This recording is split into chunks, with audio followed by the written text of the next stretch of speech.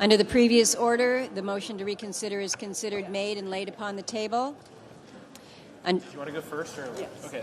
Under the previous order, the Senate will proceed to the consideration of S-1077, which the clerk will report.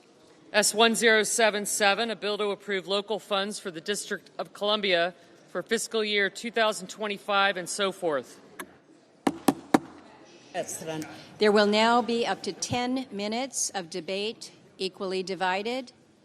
The senator from Maine is recognized. Thank you.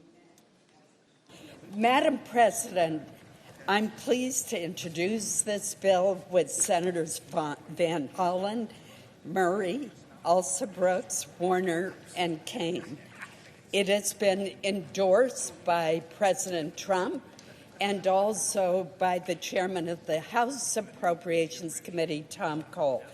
This bill would simply fix a mistake. And Madam President, could I have order, please? Thank you, Madam President.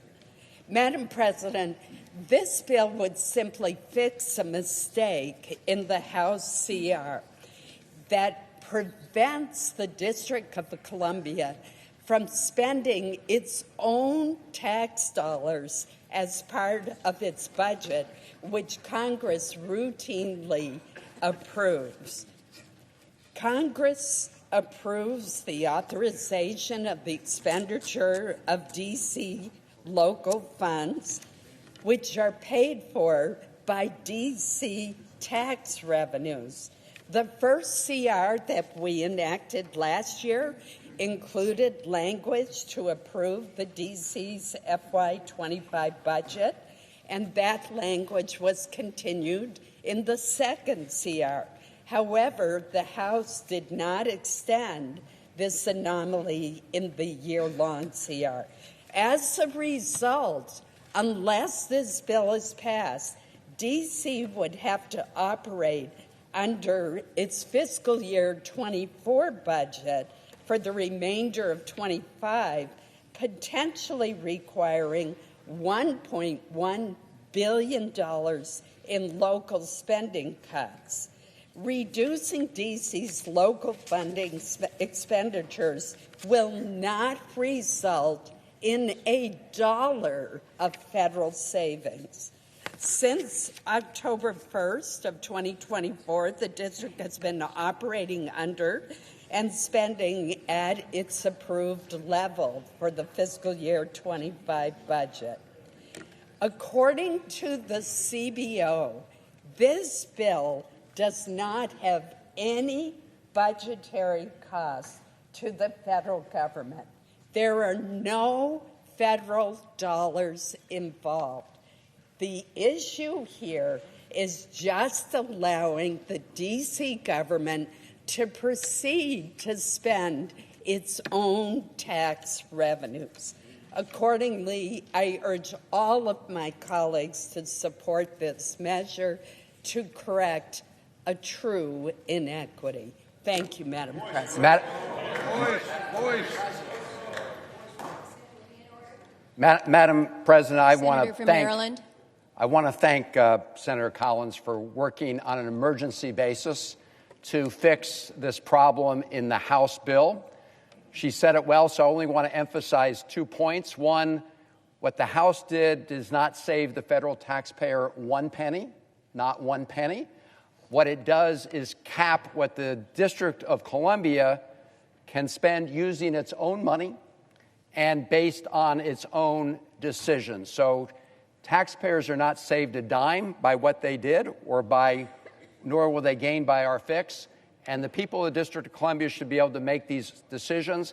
And if they're having to make a budget with $1 billion less, it will mean less police forces, less firefighters, and less money for schools. So I want to thank the senator from Maine for working with us on this, and pleased to be joined by my colleagues from Virginia and Maryland, Senator Warner, Senator Alsobrooks, and Senator Kaine. We urge its adoption unanimously. Virginia. Madam President, I also want to thank my dear friend from Maine. She's moving back up much higher on all of our lists for being willing to step up and help correct this.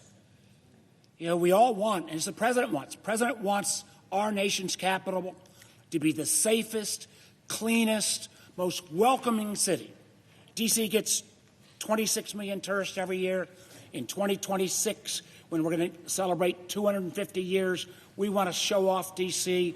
and the whole region.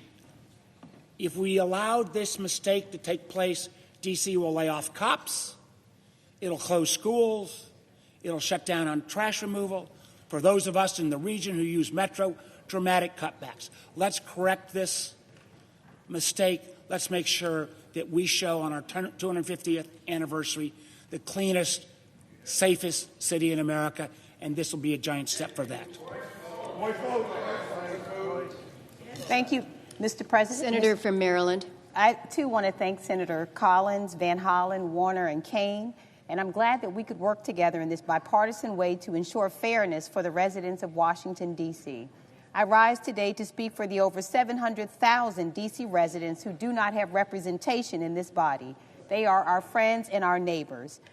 Beyond those who work in D.C., Maryland partners with D.C. on resources like emergency services, police, water, and more.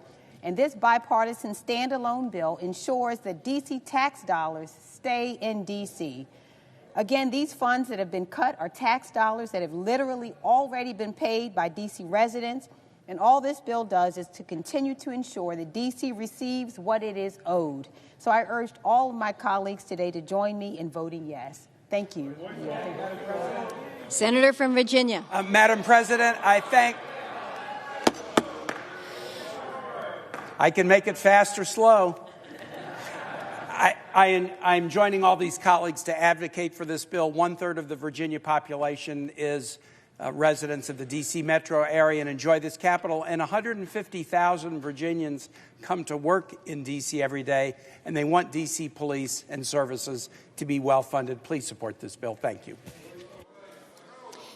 Under the previous order, the bill is considered read a third time. The question occurs on passage of the bill. All those in favor indicate by saying aye. Aye. All those opposed say nay. The ayes appear to have it. The ayes do have it. The bill is passed.